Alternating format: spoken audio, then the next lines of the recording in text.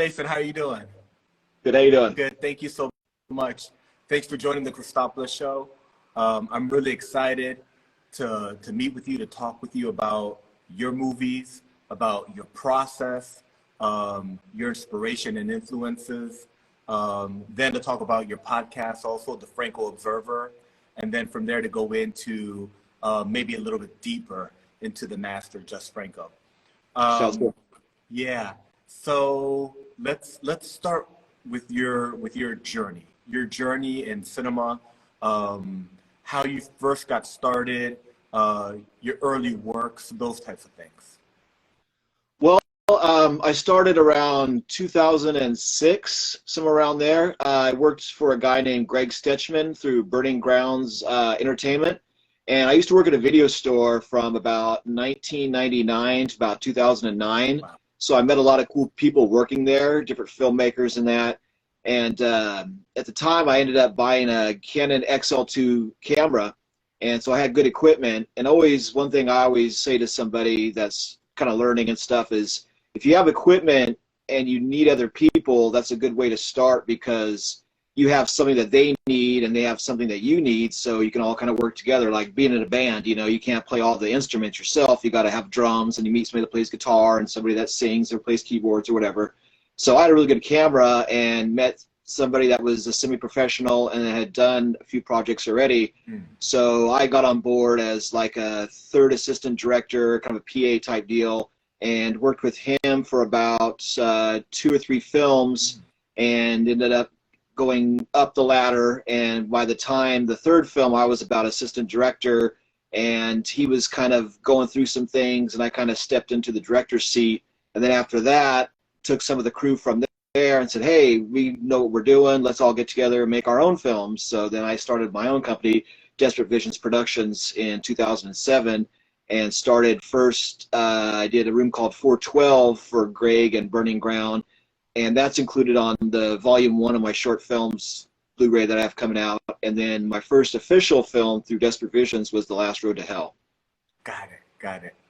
Wow, what a journey. So you worked, so in a lot of ways, that was almost like a mentorship. Yeah. You were working, you were there, you were learning, you were working your way up, and then something happened, and now you were essentially the director, even though, you know, they were the director and they had gone through some personal things, so you kind of stepped in and were directing, and then you said, I could do this. Yeah. And that's always a good thing to do, because like you can only read books and so much before you have to physically get in, and that's a lot of people always give that advice, is you can either go to film school and study and blah blah blah, or learn a lot of stuff and then just make your own films, because each film you make and each thing you do, you learn through the process of being hands-on and learning how to do everything. And I could do a lot now because I've learned how to, like, first as a cameraman, and then a cinematographer, and then a director, and then I worked with other editors, and when I didn't know how to edit, I would sit with them and tell them what I wanted, and then seeing how they do it, and then learn myself. So now I do all my editing and sound and camera and artwork and photos and everything. So that way you don't get stuck, because in theory it's good to have as many people as you can working with you, but a lot of times if you don't have a lot of money or things, you have to do the things yourself. Otherwise things come to a halt, and the less you can depend on other people and depend on yourself, because the cavalry ain't coming, you have to carry the fight yourself. And when you do that, then you can actually keep your momentum going. And momentum is a really important thing, because once you lose your momentum, it's hard to get going again. And when you're in that momentum, you can just keep going and keep going and keep going, you know. So you do that first project. So you do, you know, you kind of step in as a director, and then you're like, I could do this. So then you work on your first project. And what was the name of that first project? The Last Road to Hell. We did that in 2007, and it came out in 2008. It's kind of, what was cool is I knew some people who had a art collective out in West Sacramento, and they had a really, like, a big series of warehouses. They had about 6 or 7 warehouses together on the side of the river, and it had a bunch of junk cars and art installations and everything. So it was a really great location that you didn't have to build. It was there.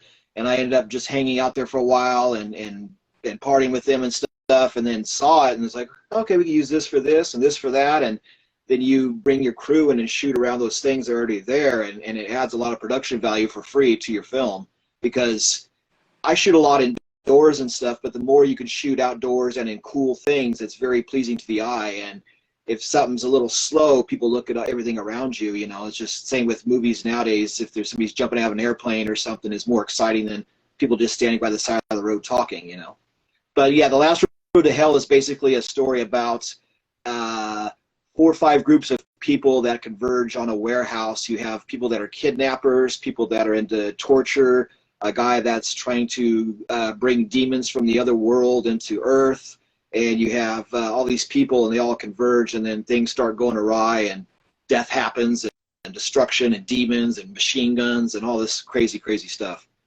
So I think a lot of people have come across your work more recently with Lady Hyde, because it's on Amazon, it's on Tubi.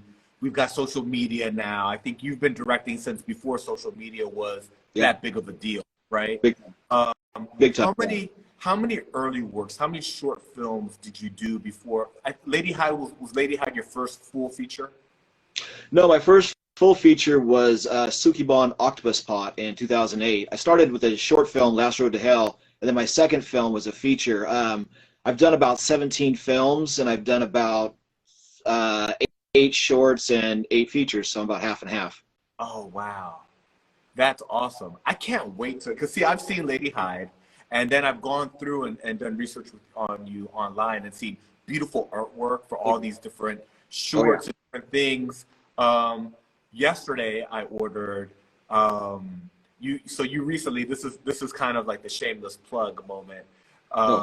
You posted yesterday that people can buy direct from you new Blu-rays that you've put together that are Lady Hyde, your new movie, Emanuelle in Sin City, and then 2 different Blu-rays that are essentially a part 1 and a part 2 that are compilations of your other work. Can you speak to that a little bit and then tell us where we can get that?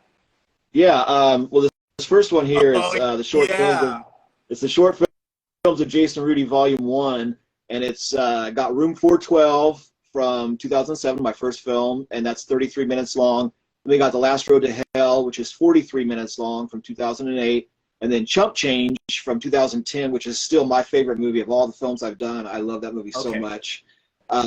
And then that's 23 minutes long. And then finally, we have a 4-minute long film called The Dirty ABC Rhymes, which was a rhyme that my grandfather used to tell me when I was a kid. And as he got closer to passing away and getting old through Parkinson's disease, I ended up finding the limerick online and had 26 different people record each letter. And I won't go into the language because it's dirty, but you say like A is for a-hole upon which we sit, a passage, blah, blah, blah, through, you know. And so each person, and it's a funny, dirty limerick. So we do that, and that's 117 minutes long. And then that includes like a 30-minute audio interview with pictures detailing what we're talking about that show along with the interview as a special feature. So it's like 2 hours, so about 2.5 hours long, and that's the Blu-ray. And it's got like the cool artwork and all the stuff on it. It's all manufactured. And then Volume 2 is 4 other films. Lady M, which is about a demon, Lady Midday, and that's 52 minutes long from 2010. The Hunt for Super Fox, which is 23 minutes long from 2014. Simone, Le Film du Monde, which is 24 minutes, 2015. That's a black and white film. And then finally, Report 2057, which is from 2016, that's 17 minutes long. Basically, Lady M and Simone are 2 female demon films. The Hunt for Super Fox is a mockumentary about a fake Sacramento music band that made it big and then crashed. And then Report 2057 is a combination of the sex report films from the 60s and a futuristic movie, kind of like Blade Runner type deal on that. So those are the 2 short film ones I got. They're all about 2.5 hours long with content and everything, so they're jam-packed full of stuff, and I got those. And then, of course, Lady Hyde, which just put that out, and there's that. So we got a cool lobby card deal and the disc art and everything. That's the one. It's got audio commentary by myself, and and I did that. I did audio commentary for this one and for Emanuelle in Sin City as special features, and then trailers, and then behind the scenes photo galleries on both of these. So yeah, and I'm selling these through the Franco Observer page on Instagram, or you can get a hold of me at desperatevisions@yahoo.com, and I take payment through PayPal, and it ships from the manufacturer and everything. And as soon as I get the orders, I ship it right away. So they deliver it from there, and it's UPS and ground and everything else, first class mail and all that stuff. So it's a good company. I've ordered from them myself, checked out the product, and once I was confident, I had one miss up on manufacturing. I went back and fixed it, got another copy, checked it out, and then it was good. So then I went ahead and opened up the gates for everybody to be ordering. So yeah, I basically put all these together in like the last 2 months. I've been really motivated, super motivated since about February or so, and just been kicking ass and getting all these done. So after this, I'm going to put out 4 more of my films as double features on Blu-ray, so they'll have a good value for your buck. You'll be getting 2 films on each disc with audio commentaries and everything as well. I'm going to put out Mondo Visions with The Desires of Dawn, and then Sukiban Octopus Pot with Love Blade as double features. That's cool. So I'll need those to round out my collection, since I got those first 4. What are the prices, for those, so that people could go and order them? I'm selling them, if you buy them by single, they're $20 each. If you buy all 4, they're $18 a piece plus shipping and handling. That's awesome. And then I also have on DVD Mondo Sacramento Part 1 and 2 that I put out a while back that I still have stock of. And that's a 2-disc set with audio commentary, special features. That Mondo Sacramento is a Mondo film about. The first one is 3 subjects on Sacramento, and the second one is 6 subjects, and they're all true crime stories that happened in Sacramento that are dramatic reenactments. And we had horror legend Lynn Lowry in Mondo Sacramento 2 as Dorothea Puente. That's cool. So yeah, those are really cool. You mentioned that in the first DVD that you went over, the chump change that you created in 2010 is still your favorite to date. Yeah. What about that? Why is it your favorite? Since this is the director, did you write that one also? Yeah, I've pretty much written every film that I've done, and edited them and filmed them and all that stuff. Chump Change is still my favorite because it's the most bizarre film that I've ever made, and when I made it, I really wasn't sure how people would react to it. And we showed that, it's funny because before social media was younger and stuff, before a lot of the Blu-rays and stuff that were easily available for me to produce, I would rent a theater like the old days and send out invites and bring people in and rent the theater and then divide the profits with the theater. And I still do that with my films here in Sacramento. We always have a premiere for the cast and for people that want to see it on the big screen and that. And when I showed Chump Change with Lady M as a double feature, I wasn't sure because it's a very odd movie. And the best way I could say it is it's basically about a guy who buys bootleg movies and is a video pirate, and he ends up watching some videos that are cursed, and while he's pleasuring himself to the videos, change comes out of his penis. So it's called Chump Change. His name's Willie Chump. So every time he pleasures himself, money comes out, and he doesn't know what's going on, and he ends up going to his friend, and they hook him up with an adult entertainment company, and he works for this company to make adult movies, doing money shots, and it's a lot of really dirty jokes, funny, bizarre. And we had a guy that did really good special effects, so you physically see the change coming out and everything, and it's just very bizarre and very funny.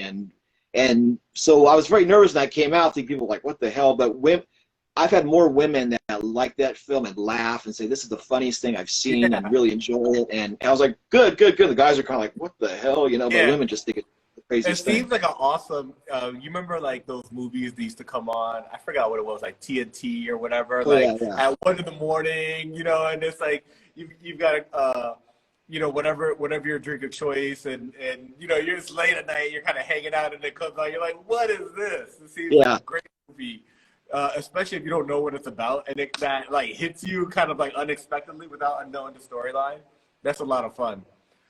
Yeah, it's fun because that's always my inspiration too. Is kind of like drive-in movies, grindhouse cinema, stuff that I really liked as a kid and as a teenager and growing up is the whole cult movie scene. So that was always my bag, is to try to do cult films and to try to do different genres, to do nudie cutie films and Mondo movies and sex report films and science fiction films and demon films, horror films, and just do all the crazy stuff that I like that I want other people to see as well.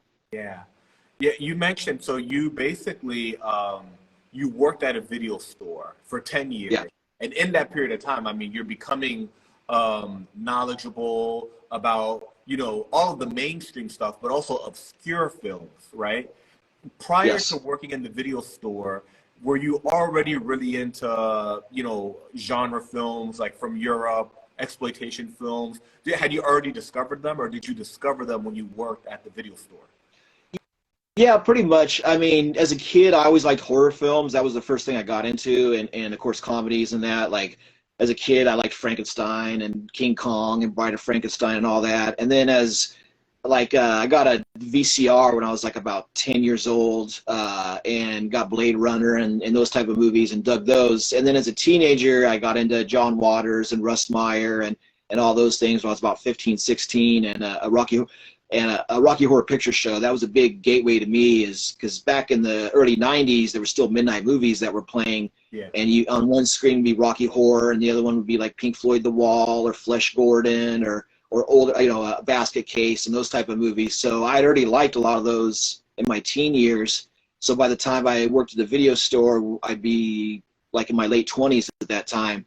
So I'd already known quite a bit, but working there, we sold VHS tapes and DVDs, and Blu-ray was just starting around because I started there in like 1999 until 2009.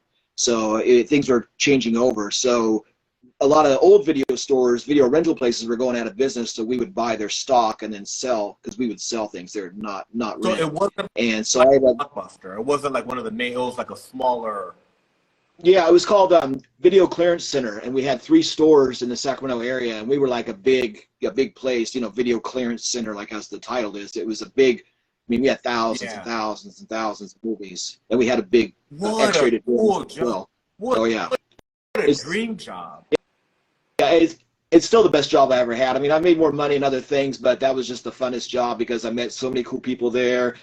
People I worked with in film, people I'm still friends with that were customers, and then just buying things, getting things for cost and getting things for really cheap and stuff that I built up my own collection. And people would bring in stuff and be like, hey, I want to sell, you know, I want to sell all my, you know, my movies. I'm not doing that anymore. Yeah. Yeah, big time. Yeah, that was a really fun job. That's cool. Because the price of movies has come down, but a brand new DVD back in the day used to run, you know, anywhere between $20 and $30, especially something like, you know, like some of the European cinema, right? That was like more rare, especially if you bought it new. You know, now which is still that way though, through like a Vinegar Syndrome and more boutique labels and Severin and that. I mean, I just got that Black Emanuelle set yesterday through Severin, and that's like $200. Yeah. At the retail, that's $300. So I mean, they're still quite expensive, but and physical media is not dead. People think it is because of streaming and that, but it's like people that are still into films and movies will still always buy physical releases because there's things that you can only get on media that you can't get streaming, and streaming goes away and you can't save those titles. So, but I think the more mainstream people that aren't really film fanatics, they think everything is streaming because that's what they're into because it's more convenient, you know. But there's still thousands and thousands of collectors all over the world that still like physical media, that still trade VHS tapes and DVDs and betas and laser discs and everything still. So, you know. Yeah, I love physical media. I love the artwork. I love the bonus features. I think that that's a thing that's lost. I think it's also, you know, there's a lot to be said about not being able to find certain things, you know, or you know, depending completely on Prime Video or Netflix or something like that. It's really nice to have a collection. Plus, it's a whole different sensation to be like, I feel like watching this and having to remember, or the algorithm pushing something to you versus you going and looking at options and being reminded of classic movies and, you know, like, oh, I want to watch this. You know, it's a different experience. Big time. Because like I remember when I would hang out with friends, I'd go over their houses and they'd have their videotapes or their DVDs or Blu-rays. I always kind of look to see what they have, and just like a library of books or of movies, you can kind of, not that you want to judge people, but you can kind of see what they're into. Oh, you have this? Oh, you like this? Oh, I didn't know that. I like that too. And you can talk about things, and it's a good conversational thing. And also too, going back to filmmaking and that, when I was learning and stuff, a lot of the audio commentaries, I would listen to the directors talk, and I would get good hints and good tips and things that I would learn through George Romero or Toby Hooper or Ken Russell or whoever was doing the commentary, Terry Gilliam, and really learn a lot of things that I still carry in my head to this day of tips and ways that they look at filmmaking, and that really helps people as a filmmaker to hear the director's commentaries. So you started making your short films and then later your early features in the early 2000s, and now we're like in 2023, you're still making movies. You're like in a prolific phase right now where you released a 2022, 2023, you've got more stuff going on, you're releasing your back catalog. Have you found as a director, as a person who's actually putting these movies together, dealing with the different streaming services but still dealing with physical media, what are some of the differences that you've noticed in your own career and experience from how you used to make films versus what you're needing to do nowadays? Well, back in the day, you would mostly shoot for trying to get it played in a theater, and try to make your money back on your production of paying the actors or buying your equipment or your hours of time you put into things through your first premiere, getting that screen and trying to sell as many tickets as you can. And that was your actual egg of money that you would get. And then from there, you would try to do film festivals or other things. And then if you have enough money saved up, back in the day, you would go through disc makers and make 1,000 copies, and hopefully that you could turn around and sell all those, because 1,000 was the break point where, as a cost, it was cheaper to get 1,000 made than to get a couple hundred, because you could sell them for more and make more money back and this and that. And then through that time, that was your kind of deal. And then sometimes you get stuck. Maybe you only sell 300 copies and have 600 still sitting in your shelves and things. You want to turn around and sell or give away or whatever. And then as time went on, now with streaming, I used to have like a Vimeo channel for a while, and I did that, and the time and the money every month of uploading everything and selling it, it was hard to get a lot of people to make your money back on that. So I just kind of break even, or it was what it was. And now through streaming, I just got into that maybe the last year or so.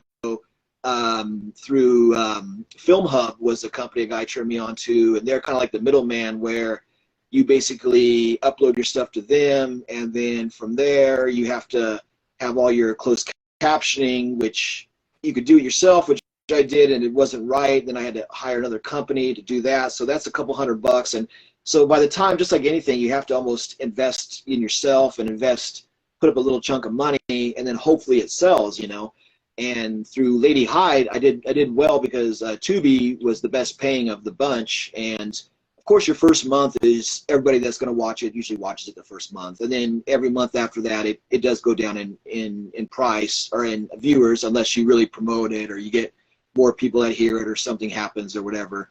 But for me, having the Franco Observer podcast, I noticed that when I released Lady Hyde in November, it debuted on Tubi. My numbers on my podcast went up, like almost doubled, because I was getting about 500 listens a month, and then after Lady Hyde, it was up to like 1,000, 1,200 a month of individual downloads through that. So I was like, okay, and I would advertise every time I put an episode out, I'd say, hey, check out Lady Hyde on Tubi. It's streaming here, streaming there, and kind of cross promote it that way with Instagram and other sites. I still don't do TikTok, but I hear that's like really good for getting your stuff out there. Yeah. But so that you do really well, and then like Amazon Prime's okay, and there's a lot of little companies that pick up your movies, like I had Thrills TV and Momitu and a few other ones, but they're really smaller, so there's not a lot of money from there. But Tubi's the one that's, if you get your thing on Tubi and you promote it right, that's the one that's going to be your big deal, And that you have to do it for 90 days, and then after 90 days, they pay you out for each month. And every month you get a check. And the first check I got I was really happy with because it was one of my better paydays.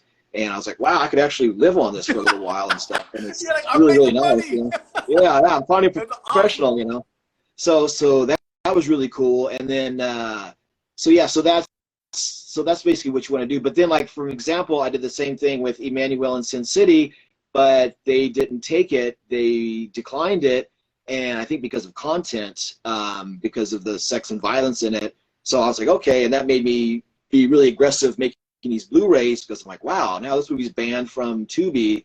I'll put it on Blu-ray and say, wow, and it's, the movie that can only be on physical media, And Amazon Prime picked it up. Cannibal for Rocks is on, I know. On Tubi. Yeah, it's bizarre. But I think Emanuelle, I don't know, and there is sexual content stuff on there, but I just have no idea, And then Amazon Prime picked it up, and then they removed it after they picked it up. It's like, wow, they accepted it and watched it and then put it back. So I'm like, that's really interesting. So that kind of threw me for a loop, Interesting. I'm sorry that happened. Yeah. I think it's awesome what you're doing. I love, I watched Lady Hyde. I looked for Emanuelle in Sin City because I wanted to be prepared. And when I saw yesterday that you had it, for sale, I can't wait till my Blu-rays arrive. I wish that it was online streaming so I could have watched it instantaneously. And that's why we buy physical media. Yeah. So that the man can't tell us, right. Well, what you can't watch this.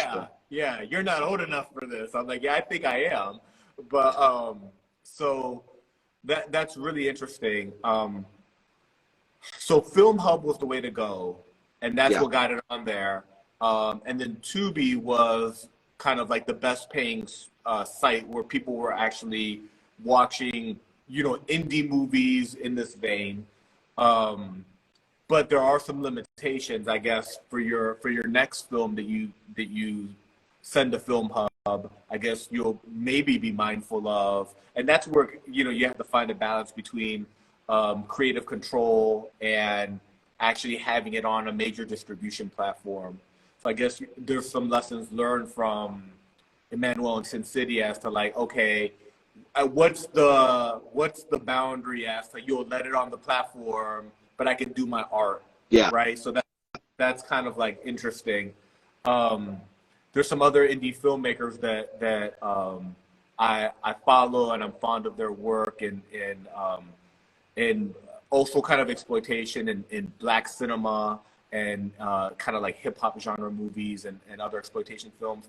There's a guy that I found on YouTube and he talked about that. He was like, I try to be careful so that, because at the end of the day, everybody wants to make a living, but at the same time do their artistry, So I hope that the next film doesn't go through that and that you're able to capitalize economically, but at the same time, do your art in the way that you want to do it, Yeah, because I went back and I did closed captioning for Mondo Sacramento 2 because, like I said, it has Lynn Lowry and she was in Shivers and I Drink Your Blood, and she's in George Romero's The Crazies and stuff, and she's like a horror legend. So I went ahead and put that film out, and Tubi picked it up. So I'm waiting for them to put it on their channel really soon. They put up the trailer for a couple days, and then it was back down again. So I'm thinking that it should probably be up next month or so. So if you just do a Tubi search for Jason Rudy or Mondo Sacramento 2, be on the lookout for that, and you'll see that on Tubi because they did purchase it. So that's cool. So that's an interesting, I think, question for for folks that are in a similar position where they're aspiring directors or they've already kind of completed something. When you submit something through Film Hub, how long does it normally take? How long has it taken for you from the moment you submit it to the time that it's actually live on Tubi and you can stream your own movie there? Well, I think they pitch the films to Tubi like twice a month, and then other companies, I don't know how often they pitch them to different things, but like for instance, Lady Hyde was the first one, and I put that on, say, I think it was around it was around September or August, September, and then Tubi picked it up within a few weeks, maybe about 2 weeks, and then from there it took about 2 months, I think, from when they accept it, because first they accept it, then it's delivered, and then once it's delivered, then you have to just see when they put it up. And they don't send you an email or say, hey, your movie's up or anything. I used to just physically go to the Tubi, which I love Tubi anyway. Before I had any of my films on, I love Tubi because working in the video store, to me, was like a video store there. They had stuff that was out of print and stuff that I never had seen on Blu-ray or DVD, and a lot of hard-to-find stuff. So I was a big fan of that station. So seeing my film on Tubi and my name was like a totally awesome thing, because like, wow, this is something that I love, and now my stuff's up there as well. So like, I used to have to just check every day, Lady Hyde. I'd type in the letters. Oh, it's not there. And maybe 6-8 hours later, check again. Oh, and then finally it came up in like November. So, so about September, October. Yeah, so about 2 months, 2.5 months from the time I gave them all the stuff. And it is quite a chore giving it to Film Hub, because you got to upload everything. You got to do all your closed captioning. You got to format all the pictures right. They have all different pictures for the thumbnails and for the different. You have to basically do about 6 different pictures, all different formats. You got to type in all your information, everything through, and you got to do a lot of work. And I mean, that's a job in itself. Is putting it up there is almost as hard as making a movie, But getting that going, and then from there. And like I said, it's came up in November, and this is April, and it's still up there. So it's about almost 5 or 6 months that it's been playing. That's awesome. Yeah, I love Tubi also. When I discovered, because you just see it, and just what the algorithm pushes to you doesn't necessarily give you like how awesome their catalog is. And when I started going to their catalog, I was like, wow, they actually have staff that knows their stuff, because there were things there that I discovered on Tubi. Good. Yeah. It was really, really cool. So let's talk about Lady Hyde a little bit. Where was the movie shot? Was it shot in Sacramento? Yeah, we shot that here at the Desperate Visions studios here, which is a couple empty rooms that I have set aside that I do all the set dressing for. I basically keep rooms empty that I can bring furniture in, bring furniture out, and dress it for different situations, either a doctor's office or a bedroom or a people's house. And then we ended up going and filming outdoors at a few locations, and we went up by, up just before Nevada, up at the Sugar Bowl Ski Resort by Donner Lake. And we filmed all those caverns up there and all the cool mountains and stuff. And like I talked about filming outdoors, those things really add a lot to your film, and when I was editing that, I was really like, wow, this looks really good, and all the cool lighting and stuff in there, and bringing in lighting and stuff, and just kind of, we filmed without permits, and just kind of did guerrilla filmmaking and shooting as we go. Yeah, the art just stealing the shot. That's cool. Oh yeah, and we just work around people and be respectful, and don't, just kind of, my advice is always going in light. Don't bring people that aren't necessary. Just go in with as few people as you can. Each person has a few different jobs, and that way, if you wear your backpacks and put all your stuff in and travel in, and then open your stuff up and set everything up and shoot, and then break it all down, and that you're not really setting up things, blocking off things for other people. We shot around people and shot, we still let people that were still tourists in that area that were exploring the caves and stuff, we let them go through, and then shot after they left or came through and stuff, and just doing that. But yeah, shooting there was really a nice thing, because on the Franco podcast, I have a list that is always reoccurring things in Franco films. So I try to make sure, since that was Lady Hyde as a remake of She Killed in Ecstasy, I ended up trying to use a lot of the same Franco tropes of, here's a sailboat, here's a body of water, here's this, here's that, palm trees, and different things that I wanted to include in my film as well. Filming through a fish tank and other things that I go over each week, that people that are a fan of my podcast will go, oh, he did this, he did that. And they can watch that film and have that checklist and go through and check off the things that I did as well. So yeah, I was really happy shooting that. We shot Lady Hyde and Emanuelle in Sin City back to back. I did it when I was off work. So basically we shot one film for we shot Emanuelle in Sin City first for 7 days straight. And then we took off a day or two, and then we started Lady Hyde and shot that for about 8 days. And then at the end, I collapsed for about 2-3 days because it was really hard. You know? Yeah. And that's in true Franco fashion, because he used to do things like that. Yeah, Franco. See, and then So then, like, when the pandemic hit in 2020, you know, a lot of people didn't want to shoot and do this and that and stuff. So I ended up picking up the podcast in about October of 2020. So doing the Franco podcast, I learned a lot of stuff through watching his movies and reading about him and how he did things. So I carried that over to my stuff because, like, there were times when he would shoot a film. I mean, there's records where he would shoot like 12 to 14 films a year. Yeah. And he basically shoot a film for a week, and then he would do his sounds and all of his editing for a week. And then, he would film for a week, then do editing for a week, and then do all the sound things for a week. And then for those couple other days, he would start getting ready for the next film, and then turn around and do it again, and do it again, and do it again. And it was just like, wow, you know. And so I thought, well, shoot, you know, I usually do one film a year. I'd like to do 2 or 3 films a year. But as you go through, there's only so much you can do, and you don't really want to burn yourself out because you got to work and do other jobs and stuff. But I mean, I'm down to about 1 film a year, maybe 2 films a year if I'm lucky. But yeah, I mean, shit, do 12 to 14 films a year is like mind blowing. But if you're just if that's all you do and that's your life, you could do something. But you know, that's a little tough nowadays. That's one of the you know, his movies are really cool, and soundtracks, and you know, the actors, and he made so many movies that there's some amazing gems. Yeah. You know, that ultimately, you know, his highlight reel, when you distill it down, is really some. It's like not only the actors and actresses, like a who's who, but the storylines and everything is so rich. See, once I start talking about Jess Franco, I'm going to go down that rabbit hole. I want to wrap up on Lady Hyde, just for folks that are fans, you know, and for it to be recorded for posterity. What camera did you use to do that? What did you use to edit it? I think it's really cool how the Lady Hyde has a vintage look. Yeah. You know, is that a plug-in that you're using? So kind of some details like that, if you could share.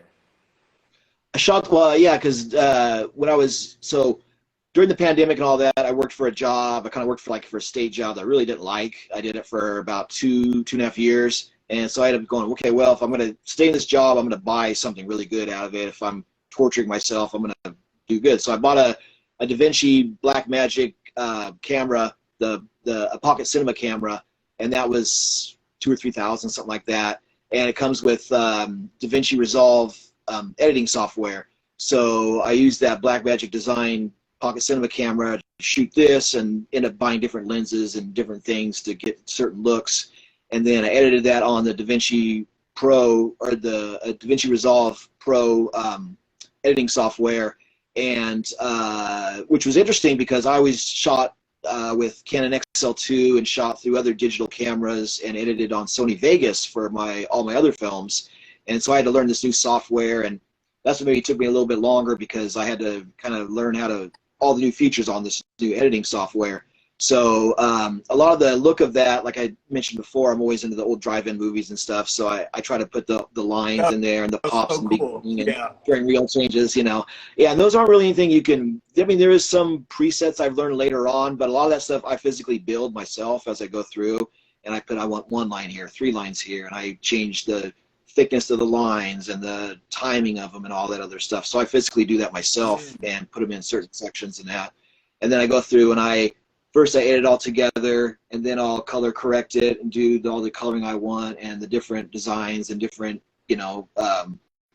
dissolves and other things to go from scene to scene and other things as I go through and try to figure out the rhythm. And then after I get all that set in, and then I'll also get music and kind of edit and listen to music of stuff people make for me or other things, and then try to put those in. I mean, everybody is filmed differently. Some people will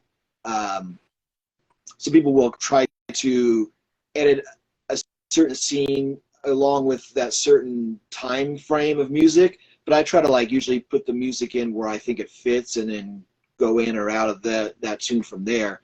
So so I ended up just kind of shooting those 2 back to back, and then start doing all the editing and did all those. And even though I shot Lady Hyde second, I put out Lady Hyde first because I don't know, it felt like, here's my Jess Franco film. I want to do that first before I do Emanuelle.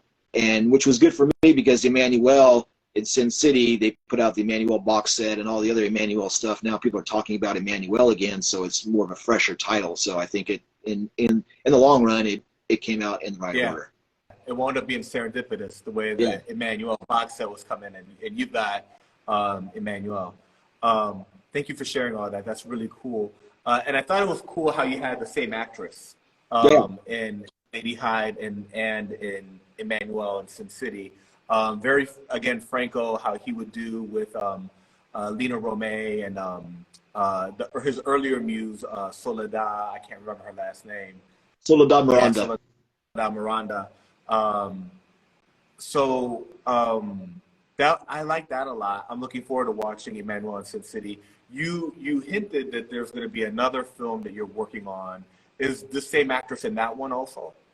No, this next one is She Knows Ferratu, and it's a modern vampire film, kind of like George Romero's Martin, where it's basically about a woman whose girlfriend leaves her, and she thinks that her girlfriend turned into a vampire, so she wants to become a vampire herself and goes about killing people to try to drink their blood and to turn into a vampire so she could join her girlfriend.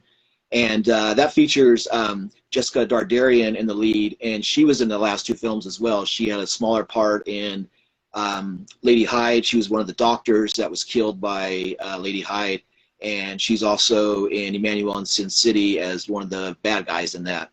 Okay, okay, that's cool. Well, we're looking forward to that. Are you still shooting it, or is it done? Well, the main principal photography is all done. I'm editing it now. I've got about a half of it edited together. I still got to go through and do some pickup shots of like some lakes and some things that I didn't film, some driving shots and things, but nothing that's major, just some things to add, some establishing shots of buildings and some things that I've kind of drug my feet on while I was doing other things. But I didn't also, too, I try to let things go as I feel them, and I don't force things, because as an artist, you always want to do things because you want to do them and not because you have to do them, I think, you know, especially if you're not making a lot of money or doing your thing. You just want to get in that mindset of, okay, now I'm going to do this. Now I feel like I really want to do it, because you get better results, I think, through doing that, more of passion than through necessity. Absolutely. Yeah, that's awesome. And thank you for sharing your process with us. One of the things that I think that's cool is that you write all of this, or you adapt it to modern times. Like you might have you know, an idea from somewhere, but then you make it your own. You're really creative. You've done a lot of short films and you know, full-length films. Do you have, you know, some maybe based on a Jess Franco or some other storyline that you're like, I'm definitely do some version of that at some point. I want, you know, something that you want to do that you haven't done yet, but that's going to be coming in the future. Yeah, I mean, I've written about 25 scripts, and I'm still stuff that I've written years ago that I'm still sitting on. I mean, there's when I was younger too, I used to do wrestling. I'm a big pro wrestling guy, not as much as I used to be. So, and when I was 16, I was trained by Mad Dog Buzz Sawyer, who's like a big wrestler in the 80s back in Georgia and that, and he was like in a really big match with Tommy Rich called the Last Battle of Atlanta, and he was like a really kind of crazy guy. So I've always been into wrestling, and I've written a few wrestling films, like a female wrestling stuff and this and that. I got some of those scripts written that I can go back on that. And I also wrote and also too, when we did Lady Hyde and Emanuelle in Sin City, I originally planned to do 4 films at that time, but we ended up only doing 2. So I still have those 2 scripts of those other 2 films. One's a giallo film, and the other is a musical vampire film about Dracula and Elvis and other things. So depending on who I meet or who's in my world, I can do it right time, but I don't want to do it if it's not right either. So, I mean, I'm not sure what I'm going to do next year, but I definitely would like to do at least 1 film a year. But I don't want to, I like to finish first before I start the next thing, because I've found that myself is that in the past, I've kind of done a film and then did the next one, did the next one, did the next one, and I didn't really promote the past films as best as I could, so they didn't have as big of a life. But now they're doing better because of Blu-ray and that, but a lot of things would just, people always want to see what you want to do next, but you also have to let the other films breathe and do their thing as well, you know. But like I talked about earlier with momentum, you want to keep your momentum going and not rest on those, because I like to try to, like I said, I've done like 17 films now, and I always feel it's funny when somebody only does like one album or one song. They play that one song for 20 years. You're like, well, shoot, why don't you make more stuff? Or Where's the it rest get boring? And of it? yeah, and there's some people that will make one or two films and they just take that one film around for years and years. And you're like, well, that's cool, but what's your new stuff? You know, and you always want to, your best film should always be your next film. You know, you should always want to do the best you can and make that, you know, make your best thing. And like I said, like Jump Change is probably my favorite, but I've made better film. I mean, there's other people that say, well, I really like this film of yours the best, or I like that film of yours the best. Yeah. And everybody has their different favorites, you know, like the Mondo Sacramento films were probably my most successful, like mainstream, because they're true crime and they're documentary type horror and stuff. And a lot of people approve those. Yeah. And it's all real stuff. And it's got bigger names than that. And they're really fun, really scary movies all based on real stuff. So you have those audience, because I figured like with true crime stuff, everybody loves true crime, your grandma, your mom, your neighbors and stuff. And the stuff we're into, the more drive-in movies than that, there's a smaller niche audience. So you're going to hit harder with that smaller group, but you always want to try to cast your net as wide as you can and bring the most people in, because everything is money and you always want to make money and not just sell it to 5 people. You want to sell it to 500 or 5,000 people if you can, you know? Yeah. That's awesome. You have a podcast. It's called the Franco Observer. Where can people check it out, and tell us a little bit about it? Well, the Franco Observer podcast, I've got now 140 episodes. It's every week, every Wednesday morning it drops, 1 a.m. West Coast time. And we do a weekly podcast. Like I said, it drops every Wednesday, and we go in order. Oh, at first we didn't go in order, but then as I went through, we put them all in order. I was going to ask you that. Are they in chronological order of, you know, when he released them? Is that how you did it? Yeah, like the first maybe 40 episodes or 50, we kind of, it's like I started off on Halloween of 2020, and I started off with Count Dracula, because, you know, that's one of his most mainstream films, and it has Christopher Lee, and I figured, okay, well, let's start off with something that appeals to the most, like I said, appeals to the most people, you know, and okay, people like Dracula, and let's talk about it. But that was probably like his 30th or 40th film, so we did that, and we kind of jumped around to stuff we wanted to see. Then I got to the point, and like behind me, I got all the Franco films. They're all in order. So like I said, okay, well, because like first I ended up buying his films and then reading about them, and like this really great book, Murderous Passions. They made 2 of these. I've seen this book. I want that book. Yeah, this is out of print. This is part 1. This is like from like his first 40 or maybe this is like his first half of his filmography, and then Flowers of Perversion is the second one, and that's right, from the second half. Things are so expensive. Yeah, the first one's out of print, but the second one is still available. It's maybe like 40, 50, 60 bucks on Amazon, and I would suggest getting it. It's through Stephen Thrower did this, and these are really good. So I ended up just kind of like reading those and really digging those, and I ended up just buying, like I said, I worked that job, so I ended up buying all these movies and really got hardcore into Jess Franco. Said, okay, well, let me do a podcast, and since I'm not making movies right now and everything's a lockdown and stuff, let me do that. So I ended up doing some by myself, some with a friend of mine named Eric, and he ended up doing a bunch of with me. And then I ended up, through the podcast and through Instagram and other things, learning of other people that liked Franco, and I'd invite them on to do guest reviews and that. And then after a while, we started going in order. So now we've been going in order since after the first 6 months or the first year. And now each one we do every week is all in order, because I found watching all of his films in order, they're really cool, because you see a lot of the same locations and different sets of actors that are in a certain amount of period, and some will do like back to back to back, and you'll see the same people in like 5 or 10 films in a row, and then some of these people will go away and new people will come in and join these other people, and they'll do certain things, and you see the same, oh, this is the same outfit she wore in 3 films back, and the continuity and the connections of things really grow good, because and then also through him I learned a lot of stuff. Like basically I had this revelation where basically he did a movie where some of the, and it's all like how your mind takes in things. Like you don't have thousands and thousands or millions of dollars to do a certain effect, but he would do something like, say he would have this computer in this lab of like different switches and stuff, and it looked kind of hokey or whatever. And when I was younger, I said, oh, that looks stupid, or that looks cheesy or whatever, make fun of it or whatever. But then if you go, well, shit, man, I mean, you could spend a huge amount of money and build this really expensive thing, but it's only in the shop for like 3 seconds, who cares? You know, your mind sees it, it's gone there. And so I had that flash of like, well, Franco did a lot of stuff, and some of his stuff's better than others. He's made some real turkeys as well, and he's made some really beautiful artistic films. So it's really about the subject matter and about having those emotions and his themes and things that he's into. So like for myself, I had that thing where you don't have to worry about a lot of stuff as long as you have a good story and you have visually cool things and people and nice shots and rhythm and music and things. All the other things, the trappings that we get stuck on that big box office budget films have, if you don't have them, who cares? That shouldn't stop you from making movies, you know. And Franco was that way. He shot a lot in hotel rooms and shot over friends' houses and shot in locations where he shouldn't be in and shot a lot in cars and other things. And it's just like, well, who cares if you're still telling the story and you're entertained for 90 minutes? That should be good, you know.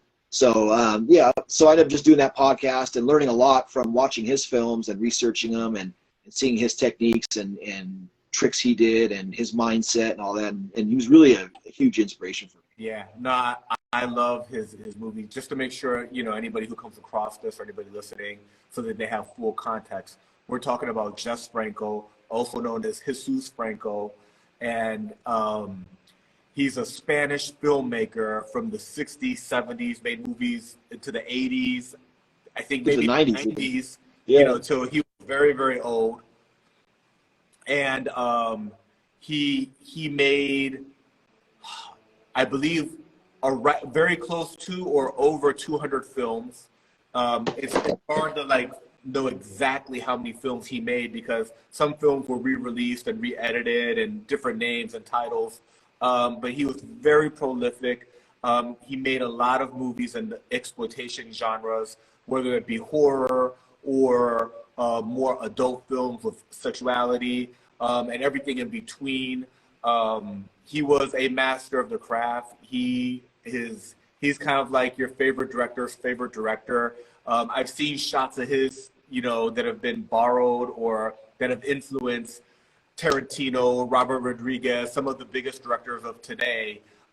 This is the guy that they study, or they definitely have spent a lot of time in his filmography. So that's who we're talking about. The Franco Observer is a podcast that Jason Rudy has where they go over, and the goal is to do every single Jess Franco film. Is that correct?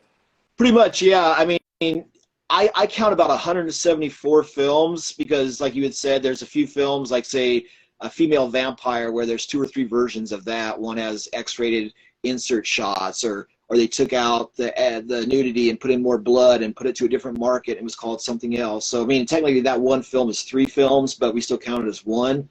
So, yeah, so like with that, I try to do every one, but there's a lot of his films that I'll say, okay, now we're on episode 140, film 150 or something, because those 10 films in between, there's a lot of films that he didn't finish or that were lost or that he started working on a little bit and then just stopped doing it, or something happened, or even there was some that he made for Golden Films that are sitting on the shelf somewhere and nobody's found them and stuff. So it's weird. There's lost films out there of Jess Franco's.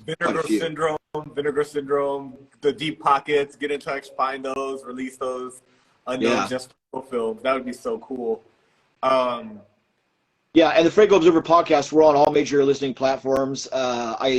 My home base is Red Circle, and then from there we're on iTunes, Amazon, we're on Stitcher, we're on all. I mean, I'm on probably 15 or 20 platforms. If you just type in the Franco Observer or Franco Observer podcast, you'll definitely find it on all your favorite listening platforms. That's awesome. Thank you. Thank you. So you've gotten through 140 episodes. That means 140 Franco films.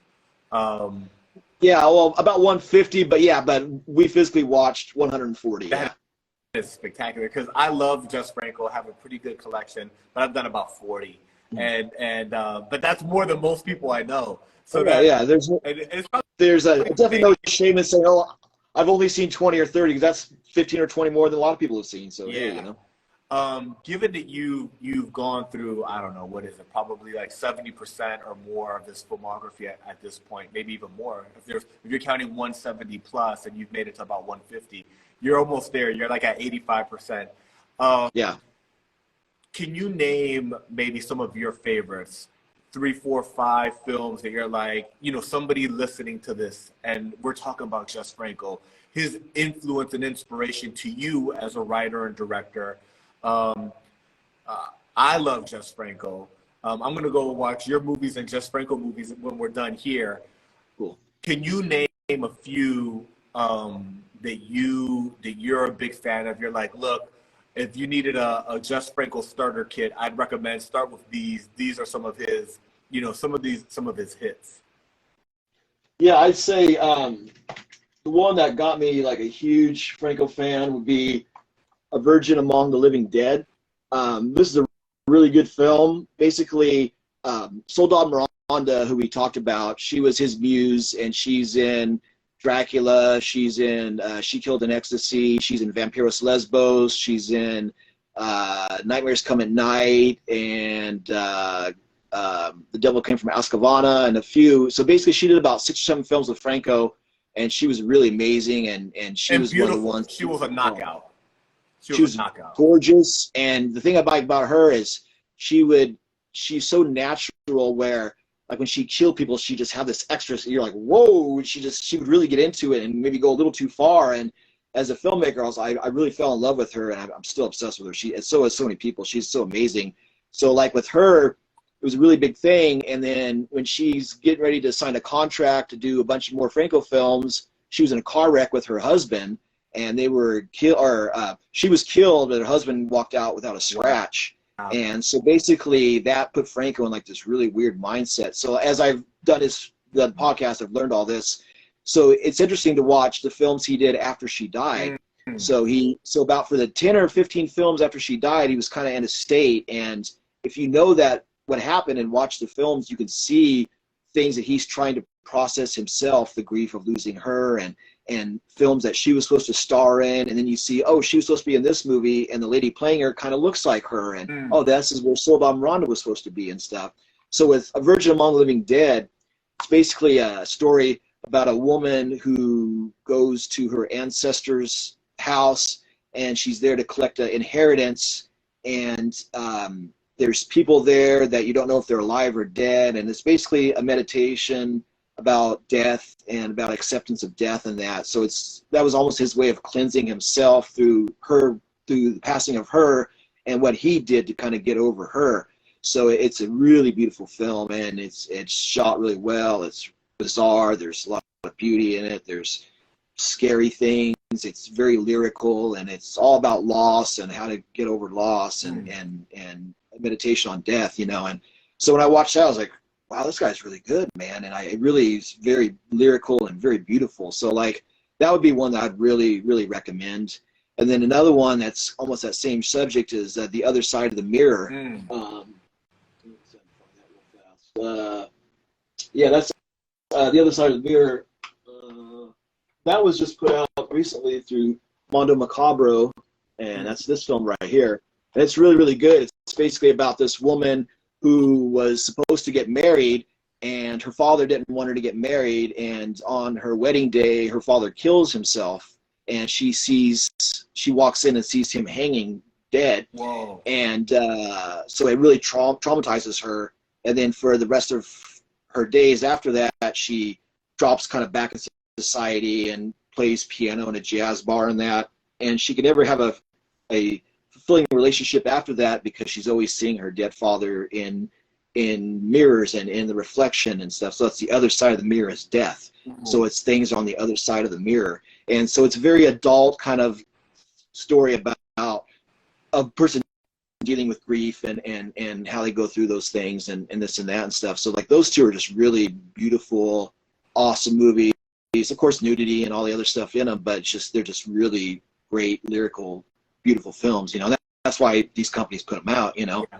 And like those were two that I really recommend. And then I like a film called Slaves, which has Lena Romay in it, and it's basically like a kidnapping movie. Because Franco, like you had said, he did a lot of horror and sex stuff, but he did a lot of detective movies and crime movies and science fiction and just so many different genres, almost pretty much every genre. He did karate movies and he did a lot of stuff, you know. But Slaves is really good. It's basically about a woman who's been kidnapped, or they're trying to find out where she is, and it's just very bizarre, but it's a really good movie. So those are three I would say off the top of my head. And then Sinner is great, and Countess Perverse is great, and then maybe Daughters of Dracula or The Demons is really good. That's a takeoff of Ken Russell's The Devils. It's about heresy and nuns and the church trying to basically kill these women that they think are devil worshippers and that, and it's a really good movie, you know. Yeah. So yeah, those are 4 or 5 I would name off the top of my head. Thank you. And you know, as somebody who studies Jess Franco, has a whole, you know, show and has watched them into a great extent in chronological order. Those recommendations come with a different, you know, they're you know, you're a subject matter expert in this. He's got one movie, and I can't remember the exact title. I don't have stuff in front of me right now, but it's like Cell Block 9 or Women in Cell Block. Or no, it's there's Women Behind Bars, or Barbed Wire Dolls is probably what you're thinking of. No, it's not Barbed Wire Dolls, because I know Barbed Wire Dolls. There's something that's Cell Block 9, Cell 9, Cell well, number 9. Women in Cell Block 9, but that's a different director, unless they released a different movie under that title. Yeah, you're gonna make me want to go look it up now. Yeah. He had so many movies and that are spectacular. Yeah. So that's awesome. Are there any other, you know, Lady Hyde was influenced by Jess Franco. Are there any other Jess Franco storylines that you're like, wow, I could really modernize this and do something with this here in California, you know? Yeah, I mean, I kind of thought about that a little bit. I haven't really thought about it recently because I was kind of doing other things, but I like a lot of his detective films, and I like his crime deals and what he does. I can't think of the character right now, but he did Al Pereira. He did a character named Al Pereira that was like a private investigator, and he had different actors play him in different films. So I thought about kind of taking that character back again and putting him into a modern setting or something. Or I kind of like those detective movies because it's something that's not really expensive to make. It's all location things, and it's more the drama and the acting and stuff. Yeah. You don't have to have a lot of special effects, or it's not outer space or stuff like that, you know, that kind of hinders what you do, you know. That's cool. As we begin to wrap, you know, we know you for your movies. We know about the Franco Observer and you know, your love for Jess Franco films. That's awesome. Are there any other filmmakers from this kind of Jess Franco era, maybe European 60s, 70s, 80s, or other lesser known American filmmakers that you love, movies that you could specifically recommend? You know, as somebody who's really knowledgeable about this area, that's like, you know, this wasn't a Jess Franco, but I love these films also. Yeah, I mean, I always kind of go, I always try to get into different kicks, and I try to get into things and different things like, oh, now I'm into this or now I'm into that, but I've always kind of been into it for a while, but you'll kind of skim the surface, and then years later you really dive into the pool, you know? I mean, I've Joe D'Amato, because he did a lot of the Emanuelle films, and Joe D'Amato is another guy that's done 100 and something films, and he's really prolific. He did everything from horror to X-rated films, to dramas, and he did a lot of the Emanuelle films, and he's done a lot of cool stuff. And then Bruno Mattei is somebody who I've been getting into really hardcore. I've been buying off his films through Severin. He did Hell of the Living Dead, which is like zombie creeping flesh, and also which is so basically, I love Italian films, especially like the 70s stuff, because one thing about Italian films is they would always cash in on American things. Like, of course, Fulci did Zombie 2 because in Italy, Dawn of the Dead was zombie. So he made Zombie 2, and it was supposed to be an unofficial sequel to Dawn of the Dead. That's cool. So, yeah, so there's that. And then, for instance, Evil Dead, when it played in Italy, it was called La Casa. And then Evil Dead 2 is is like I saw too. too. Yeah, so in America, there's Ghost House and Witchery, but over there, their Ghost House is La Casa 3, and Witchery is La Casa 4, and then Beyond Darkness is La Casa 5. So I like how they kind of jump on the tails of these other films. Like basically, you know, Dirty Harry became big, so they made a lot of Dirty Harry cop movies, the whole Policia films and that, and then Dario Argento made really good giallo films, and other people did too. But after those made a lot of money, all these giallo films came out, and then he's the famous one. Argento's the famous.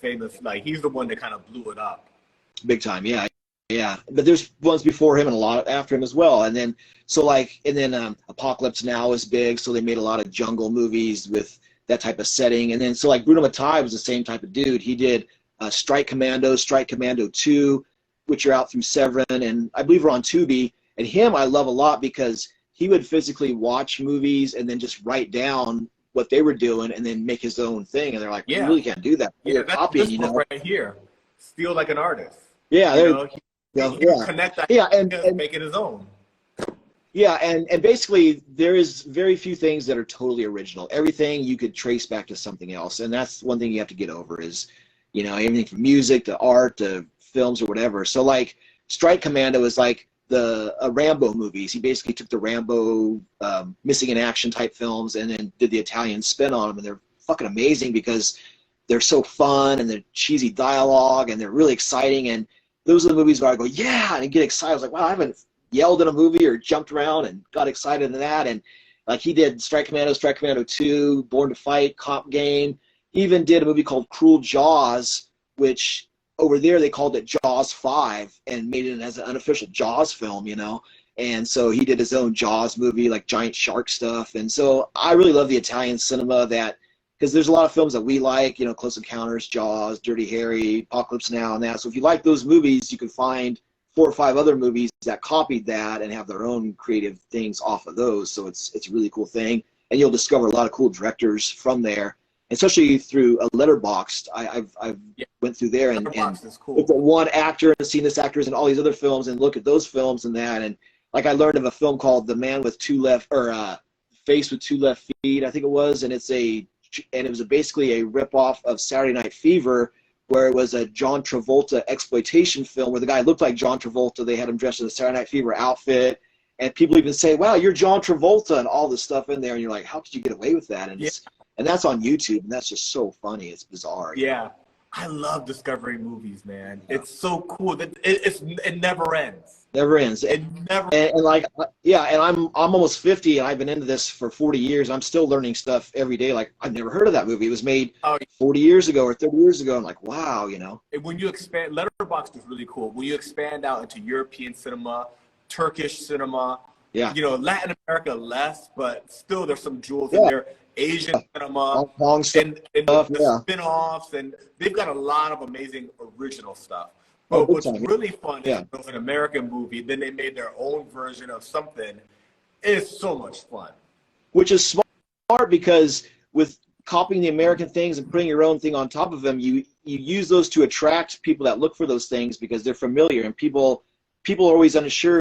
And it's just like anything, if you're scared to go into something, if you have something that, oh, this is familiar to me, you'll watch it for that familiarity and then get all this other stuff after you take the bite of the thing that you recognize. And then from there, it's like, wow, I have this new stuff that I've learned just from because I like this movie or I like that movie. And those are the entrances that really bring you into a whole different world, you know? Yeah. Man, I could literally talk with you for days. Yeah. As we wrap, one last question. You know, all directors, you know, Franco, Argento, you know, current movies. If you had a list, in no particular order, but you had to save them for humanity or save them for yourself, these 5 movies, what comes to mind as 5 movies that you're like, I'd say these, I can't live without these, I love these movies. Yeah, things I can watch over and over and over again. I'd say Freaks by Todd Browning. That was a huge one for me. King Kong, the original King Kong. And then I would go with Blade Runner. I still love Blade Runner so much, and there's so much that came off of Blade Runner. Apocalypse Now, which I've mentioned before. There's so much that come off Apocalypse Now. It's such an amazing movie. And finally, throw Jess Franco one in. Maybe a Virgin Among the Living Dead. That's awesome. That's a spectacular list. That's awesome. Cool. Jason, thank you for your time. Thank you for your knowledge. One last plug. If people want to get in contact with you, if they want to purchase your movies, how can they do that? You can get a hold of me if you're on Instagram. Check out the Franco Observer podcast page, or Jason Rudy, Desperate Visions Productions. I'm on Facebook under my name, Jason Rudy, or Desperate Visions Productions. You can get a hold of me through there, or my email address, desperatevisions@yahoo.com. And you can go through there, and I'll message you back. And I take payment through PayPal. And if you want to watch on Tubi, we have Lady Hyde, and on Amazon Prime is Lady Hyde. And then Mondo Sacramento 2 is coming soon on Tubi, so hopefully that'll be up in May or June, something like that. But yeah, and then check out YouTube. I have a bunch of Franco Observer podcasts on there. I have all my trailers on my channel, Jason Rudy Desperate Visions. On there, you can see all the trailers, and if there's something you like, get a hold of me, and I can tell you if it's out on Blu-ray or what. But like I said, too, we're going to put out the other 4 films. Sukiban Octopus Pot will be on a double feature with Love Blade coming soon on Blu-ray, and then I'm putting out Mondo Visions with The Desires of Dawn, which are 2 nudie cutie movies, and those will be a double feature Blu-ray. And then I also have, from the past, I have a special edition of Mondo Sacramento 1 and 2 that are a 2-disc set with audio commentary and a lot of special features. I might port those over to Blu-ray, I'm not sure, but the DVDs are really good, and they got a lot of content on them and everything, so I'm not sure if I want to redo that again. So I'll see how it goes. Yeah, and those are available, the Mondo Sacramento 1 and 2 are available on the Franco Observer website? Yeah, you could get a hold of me there. Those are already done, and they're all professionally manufactured, and I still got a bunch in the vault ready to be sent out. Yeah. So I'm gonna hit you up for those too to round out my Jason Rudy collection. I really appreciate you taking the time to come on here. You're an amazing talent. Thank you, sir. The fact that you've written so many screenplays, you've done so many movies. I look forward to seeing your future films also. And maybe when you've released your future film, your 2023 film, we'll have you back on to promote that. That sounds good. I'm looking forward to it, Chris. Thank you so much, Jason. Thank you, sir. Have a good day. Have a good one.